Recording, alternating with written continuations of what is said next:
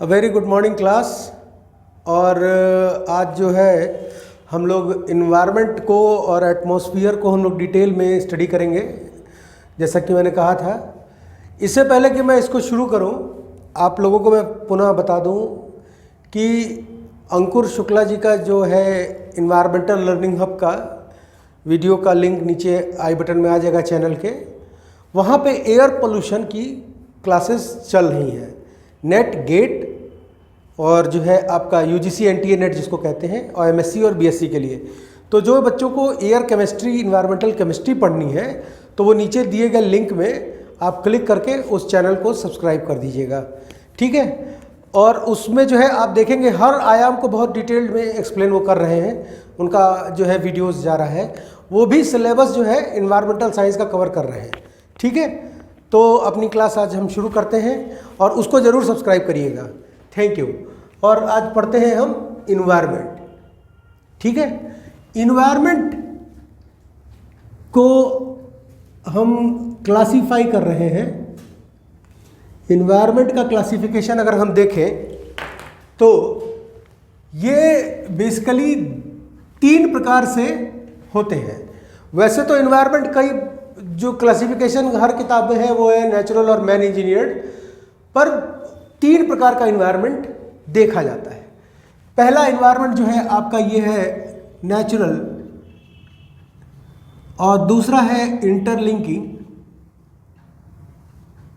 और तीसरा है आपका man engineered. Natural, interlinking, man engineered. Natural environment कौन कौन से इन्वायरमेंट होते हैं? यह वो इन्वायरमेंट होगा जो टोटली वर्जिन कंडीशन में होगा, वर्जिन कंडीशन में होगा, माने untouched by the any kind of human activities.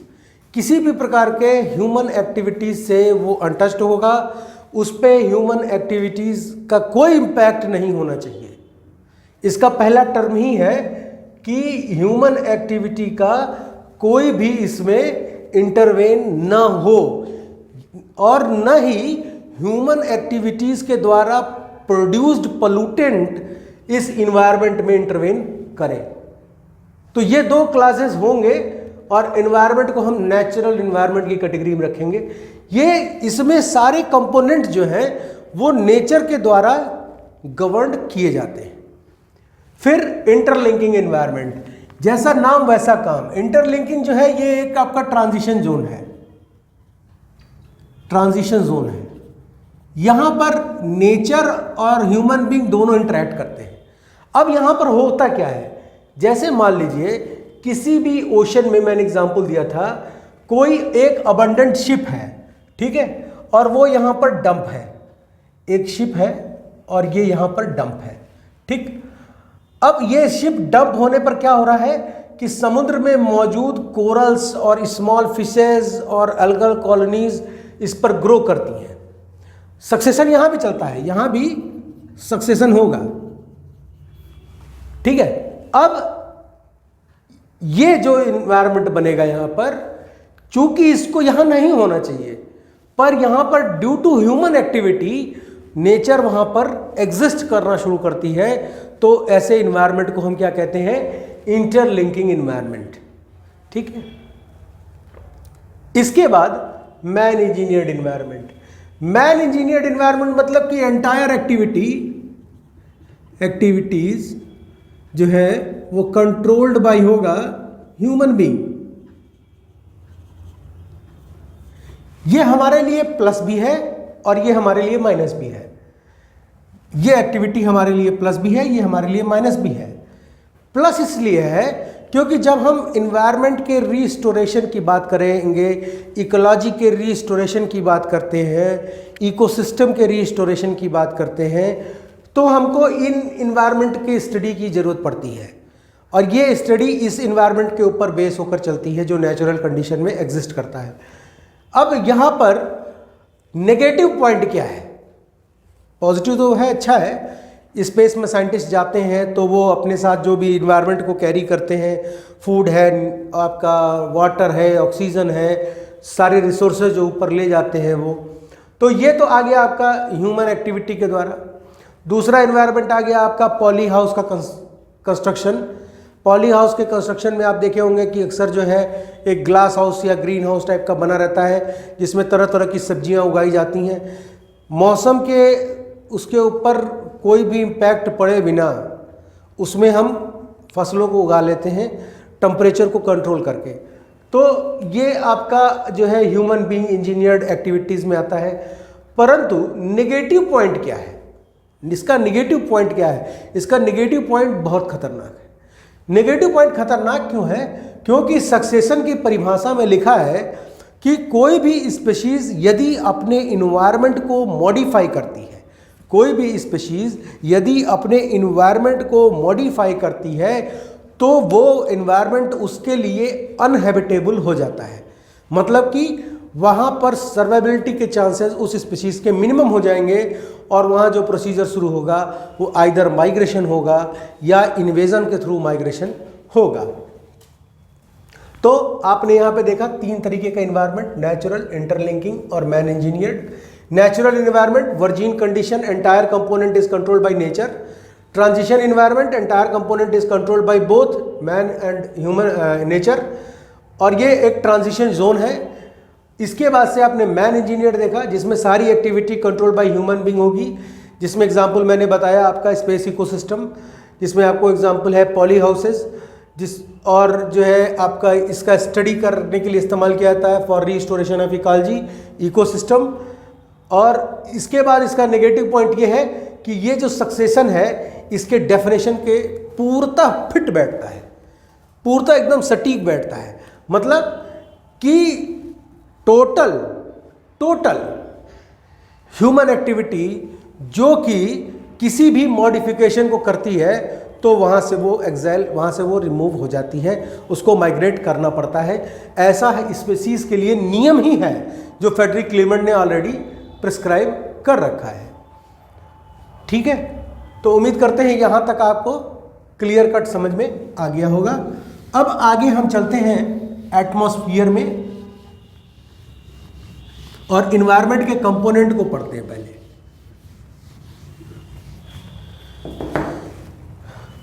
अब इसके हम कंपोनेंट को देखेंगे।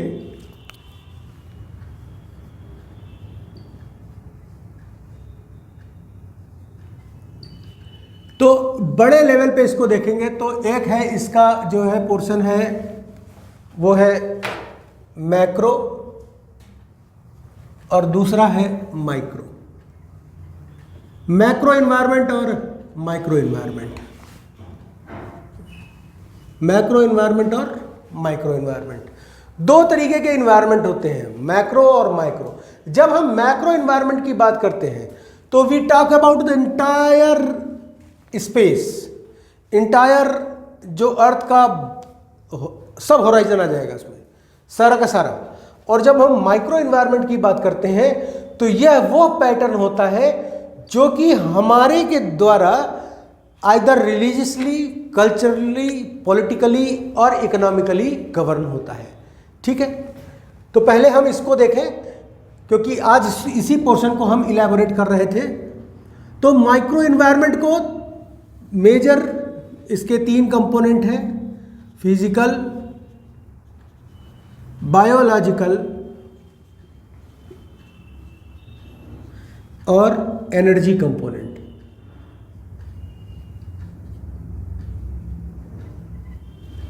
फिजिकल कंपोनेंट क्या है? जब हम बात करते हैं फिजिकल मतलब होता है कि the component which depend upon the state of matters. State of matters की बात करते हैं और स्टेट ऑफ मैटर्स में क्या आएगा हमारे पास, हम अभी तक 3 स्टेट ऑफ मैटर और चौथा स्टेट प्लाज्मा को जानते हैं, सॉलिड, लिक्विड, गैस, प्लाज्मा। ठीक है, plasma is the 4th state of matter. Now अब फिजिकल इन्वायरमेंट को देखेंगे हम तो इसमें आएगा atmosphere, hydrosphere, lithosphere. Atmosphere, hydrosphere, lithosphere. Lithosphere further classify होता है 2 फॉर्म में, एक है आपका जियोस्फीयर और दूसरा है आपका क्रायोस्फीयर। जियोस्फीयर मतलब कि वह भूभाग जो कि आपका solid rock, sand, dust, particle से बना होता है। क्रायोस्फीयर मतलब वह पार्ट जो सॉलिड आइस से कवर होता है। हाइड्रोस्फीयर वह पार्ट जो केवल वाटर का है। एटमॉस्फेयर मतलब वो पार्ट जिसमें आप वायुमंडल का अध्ययन करते हैं। परंतु इन तीनों में एक सिमिलरिटी है। What is the single similarity? ये सभी हर स्टेट ऑफ मैटर को गवर्न करते हैं। मतलब एक तो ये आपका गैस हो गया, ये आपका लिक्विड हो गया, ये आपका सॉलिड हो गया। परंतु एटमॉस्फेयर भी जो है कंपोजिशन है सॉलिड, लिक्विड और गैस का। हाइड्रोस्फीयर भी कंपोजिशन है सॉलिड, लिक्विड और गैस का। लिथोस्फीयर भी कंपोजिशन है सॉलिड, लिक्विड और गैस का। सभी तीनों स्फीयर में आपको सॉलिड, लिक्विड, गैस मिलेंगे। तीनों स्फीयर खुद में ही सॉलिड, लिक्विड और गैस होते हैं। ठीक है, अब हम इलेबोरेट करेंगे एटमॉस्फेयर को। इतना आपको क्लियर हो गया। अब हम चलते हैं एटमॉस्फेयर पे। वो मैं कहता हूं ना, not 100 book can replace a teacher and not the 100 videos can replace a classroom teaching. ठीक है, पर पेंडेमिक है तो इट इज फर्स्ट जो है अपनी सुरक्षा पहले करें। एटमॉस्फेयर, एटमॉस्फेयर, एटमॉस्फेयर को एटमॉस्फेयर क्यों कहते हैं? क्योंकि ये एटम्स का स्फीयर होता है। ठीक है, एटमॉस्फेयर दो हिस्सों में बटा है। एटमॉस्फेयर दो हिस्सों में बटा है, होमोस्फीयर और हेट्रोस्फीयर। हेट्रोस्फीयर, होमोस्फीयर मतलब वह प्लैनेट, वो जो स्फीयर है जो आपके सबसे वायुमंडल में नज़दीकी परतें हैं उनका कॉम्बिनेशन। मतलब ट्रोपोस्फीयर, स्ट्रेटोस्फीयर और मीजोस्फीयर। ठीक है, ट्रोपोस्फीयर वह पार्ट है जिसमें कि सबसे ज़्यादा लाइफ जो है वो प्रिटेंड करती है। सबसे ज़्यादा एटमॉस्फेयर का वजन आपका ट्रोपोस्फीयर के अंतर्गत होता है। स्ट्रेटोस्फीयर वह पार्ट है, इसको हम कहते हैं shield of our planet. Shield क्यों कहते हैं? क्योंकि यहाँ पर एक लेयर पाई जाती है। ध्यान रखिएगा, ओजोनोस्फीयर की बात नहीं कर रहा हूँ, ओजोनोस्फीयर एग्जिस्ट नहीं करता है। ये एक लेयर होती है जो मात्र 3 मिलीमीटर थिक होती है और इसको हम कहते हैं स्ट्रेटोस्फीयर में ओजोन लेयर। ओजोन लेयर, ठीक है, ओजोन लेयर 3 मिलीमीटर थिक है। ठीक है, इसकी थिकनेस, और ये हमको हानिकारक अल्ट्रावायलेट रेडिएशन से बचाती है। ओजोन का वीडियो आई बटन पर आ जाएगा, आप इसको देख लीजिएगा। जिन जिन लोगों का जो YouTube है उन्होंने अपडेट किया है, तो अब आई बटन यहाँ पर नहीं बनकर आ रहा है, यहाँ पर बनकर आता है 3 पॉइंट, और जब आप इसको क्लिक करेंगे तो नीचे से खुल कर आएगा। तो उसमें देखिएगा एक आई बटन ऐसे बना होगा, उसमें सारे वीडियोस हम आपके इसके इंटरलिंकिंग रख देंगे। ठीक है, तो वहाँ से आप पढ़ लीजिएगा। जब इसका डिस्क्रिप्शन खोलिएगा आप नीचे की तरफ, तो आप देखेंगे उसमें इन्वायरमेंटल लर्निंग हब का पूरा वो लिंक रहेगा, जहाँ से आप उसके टेलीग्राम पे और उसके यूट्यूब चैनल पर भी जा सकते हैं। उसमें इस समय पूरा एयर केमिस्ट्री ही चल रहा है और वो बहुत इंपॉर्टेंट है, क्योंकि इन्वायरमेंट साइंस का एक नया आयाम खुल गया है ना गेट के लिए। तो गेट के थ्रू आप IITs में जा सकते हैं। तो मैं चाहता हूं कि 1-2 स्टूडेंट नहीं, बहुत सारे लोग इसको कंप्लीट करें और IITs की तरफ मूव करें। ठीक है, अब ट्रोपोस्फियर और स्ट्रेटोस्फियर को जो लेयर अलग करती है, एक अलग करने का मतलब क्या है कि एक बाउंड्री है जहां पर ट्रोपोस्फियर का कंसंट्रेशन इक्विलिब्रियम में आ जाता है, तो उसको हम कहते हैं ट्रोपोपॉज।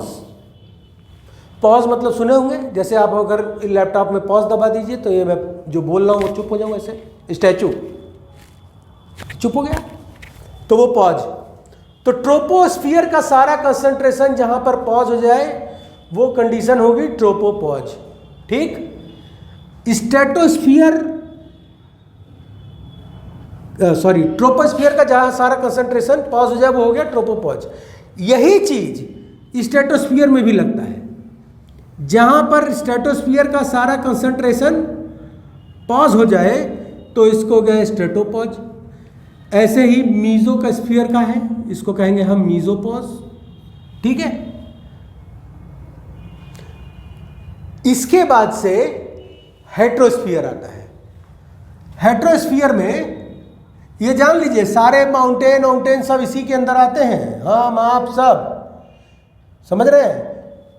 जो नज़दीकी दूरी के इंटर जो कंट्री या प्लेन्स होते हैं वो इसमें बहते हैं, इसमें उड़ते हैं। ठीक है, जो इंटर कॉन्टिनेंटल प्लेन्स होते हैं वो इसके ट्रोपोस्फियर में ओजोन लेयर के नीचे यहाँ पर इंटर कॉन्टिनेंटल जो है प्लेन्स फ्लाई करती है। ठीक है, और यहाँ पर मैंने बताया था एक चीज़ आपको कि हमारी अर्थ जो है वो वेस्ट से ईस्ट घूमती है। तो यदि कोई यात्रा आपको यहाँ से यहाँ करनी होगी या यहाँ से यहाँ करनी होगी प्लेन से तो पैसा ज़्यादा लगेगा, और कोई यात्रा अगर इधर करनी है और इधर करनी है तो पैसा कम लगेगा, क्योंकि ये धरती के रोटेशन के विपरीत जाकर विपरीत जब उड़ेगा तो ईंधन का खर्चा होता है ज़्यादा। इसीलिए जो इधर की जर्नी होती है वेस्ट की तरफ ईस्ट से वो महंगी होती है। अब आइए होमोस्फीयर में, खत्म हो गया हेट्रोस्फीयर। हेट्रोस्फीयर में यहां होगा थर्मोस्फीयर, थर्मोस्फीयर, फिर एक लाइन थर्मोपॉज। ठीक है, थर्मोपॉज। आयनोस्फीयर क्यों नहीं लिखा मैंने, गौर करिएगा। आयनोस्फीयर मीजोस्फीयर से लेकर और थर्मोस्फीयर की शुरुआती लेयर के बीच में एक होराइजन पाया जाता है जहां आयन डेंसिटी ज़्यादा होती है। ठीक है, ई एफ, ई स्पोरोडिक, जी और डी, इसी की तो चर्चा कर रहे थे। अब ये जो होराइजन है जहां पर आयन डेंसिटी ज़्यादा है इसको हम कहते हैं आयनोस्फीयर। आयनोस्फीयर कोई एक सेग्रीगेटेड लेयर नहीं है एटमॉस्फेयर में। अगर हम सेग्रीगेटेड लेयर की बात करें तो आप यहाँ पे, अभी मैं आपको दिखाता हूँ, हम लोग मीजोस्फीयर पे ही हैं। देखिए एनवायरनमेंट साइंस में ना डिस्कस करेंगे ना तो इट इज़ वेरी यूजफुल। कुछ आप हमसे पूछिए, कुछ हम आपसे पूछें। जैसे ये लेयर है ट्रोपोस्फियर, तो एक सीधी लाइन खींच दिया ट्रोपोस्फियर ऐसे होगा? नहीं, ट्रोपोस्फियर में be like this, troposphere, stratosphere में बी लाइक दिस, फिर मीजोस्फियर में be like this, upper thermosphere में बी लाइक दिस। ठीक है, तो आयनोस्फीयर इसमें कोई डिफाइंड लाइन नहीं है, कोई एक पर्टिकुलर एरिया में एक कॉलम के टाइप में नहीं है। आयनोस्फीयर वहाँ एग्जिस्ट करता है जहाँ पर आयन डेंसिटी ज़्यादा हो जाए, मतलब कि मीजोस्फीयर से लेके थर्मोस्फीयर के बीच में। अब यहाँ पर आपका जो है ई जोन, ई स्पोरोडिक जोन, फिर एफ जोन, ठीक है, एफ ई टूटता है और फिर उसके बाद से डी जोन, फिर उसके बाद से जी होराइजन। जी कब बनेगा? जी लेयर जब ई और एफ आपस में इंटरेक्ट करेंगे तो प्लाज्मा जनरेट होता है, तो उस प्लाज्मा को हम जी लेयर में रखते हैं। ठीक है, तो क्लियर हो गया कि कोई डेफिनेट बाउंड्री से बंधा हुआ आयनोस्फीयर नहीं है। इसके बाद से थर्मोस्फीयर। थर्मोस्फीयर इस वायुमंडल का सबसे गर्म स्फीयर होता है, temperature plus 1200 degree centigrade round up में हो जाता है। थर्मोस्फीयर के बाद से बहुत सारे किताबों में एक्सोस्फीयर लिखा है। एक्सोस्फीयर को लेकर ही ये वीडियो बन रहा है कि एक्सोस्फीयर में आपके, एक्सोस्फीयर कोई स्फीयर नहीं है, कलेक्टिवली बोल देते हैं, कलेक्टिवली बोल देते हैं मैग्नेटोस्फीयर और सेलेस्टियल स्फीयर को एक साथ रख के। तो ये हो गया आपका मैग्नेटोस्फीयर और फिर celestial sphere. Celestial sphere, magnetosphere और सेलेस्टियल स्फीयर को जो लाइन अलग करती है वो है मैग्नेटोपॉज। मैग्नेटोपॉज, ठीक है। सेलेस्टियल स्फीयर कहां तक है?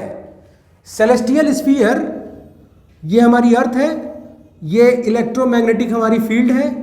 जब सन से कोई रेडिएशन निकलती है तो ये इलेक्ट्रोमैग्नेटिक फील्ड से डाइवर्ट हो जाती है, ठीक है, डाइवर्ट होकर निकलती है, ठीक। तो ये आपका मैग्नेटोपॉज हुआ, ठीक है। मैग्नेटोपॉज के बाहर सन के कोरोनल स्फीयर तक, अब इसके अंदर चंद्रमा भी आ गया, कोरोनल स्फीयर तक सेलेस्टियल स्फीयर कहलाता है, अनंत ब्रह्मांड जिसको कहते हैं। अब ये जो आपका मैग्नेटोस्फीयर है, इसमें ये जो आपका बनता है मैग्नेटिक फील्ड, यही फील्ड अगर हम ऐसे देखें इसको परपेंडिकुलरली, सॉरी हॉरिजॉन्टली, तो यही होराइजन जो है ये कहलाता है आपका वैन एलियन रेडिएशन बेल्ट, ठीक है। तो ये क्लियर हो गया आपको। इसमें कोई भी क्वेरी रहेगी तो आप जरूर पूछिएगा। आई बटन की जगह पर अब यहाँ 3 डॉट लिख कर आ रहा है, जब आप अपडेट कर देंगे अपना व्हाट्सअप यूट्यूब तो 3 डॉट को जब क्लिक करिएगा तो नीचे से निकल कर आएगा, उस पूरा सेटर खुलता है, उसमें आई बटन रहेगा, उसी में सारे लिंक्स हैं, ठीक है। कोई क्यूरी होगी, कोई क्वेश्चन होगी तो जरूर पूछिएगा। Thank you very much for your patience hearing. My self doctor Prakash. Have a nice day. चाओ।